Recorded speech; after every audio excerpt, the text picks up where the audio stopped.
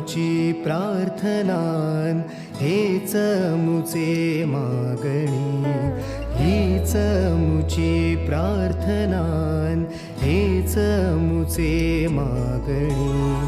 माणसाने माणसाशी माणसा समवागणे,